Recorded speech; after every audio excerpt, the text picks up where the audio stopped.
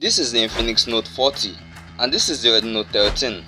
Welcome to the battle between the best budget smartphones from Infinix and Xiaomi respectively. Wow, Infinix is now challenging Xiaomi. So there are 7 different categories we are going to go through to see which one actually comes out on top. But before I go on, please I need you to smash that subscribe button for more videos like this one.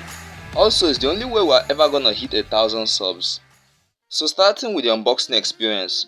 Though the Infinix has 1 or 2 items more than the Redmi's retail box, there's not much to say that the Infinix unboxing experience is better, as both boxes provide stuff you'd ever need. And it's pretty cool considering the fact that this is a world where most companies are now removing stuff from their boxes. So it's a draw. So you should know that both of these phones cost $200 each, and it'd be a shame to quickly start repairing parts or considering to buy another in case of a damage. And that's why I prioritized the Note 40's matte-like finish to that of the Redmi Note 13.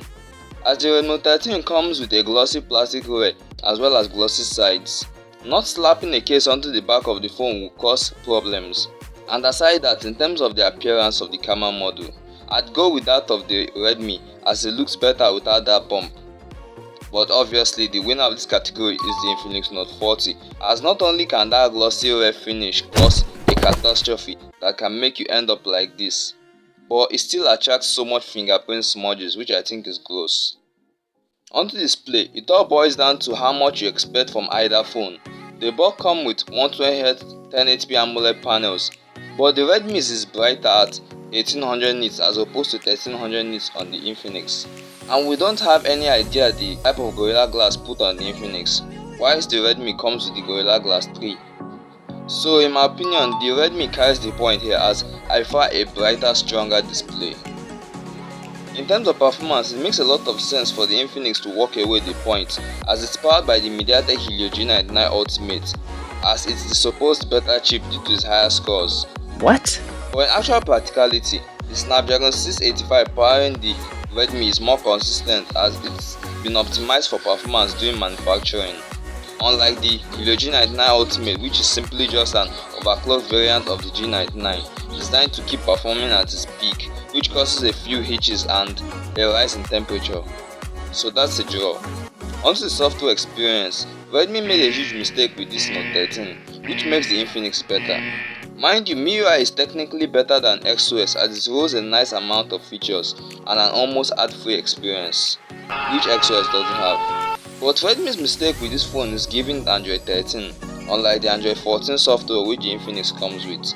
And since Infinix and Tecno have finally matched Redmi and also now offer 2 years of major OS updates, this Note 40 can get to Android 16 unlike the Android 15 limit of the Redmi, which makes it a better phone software-wise.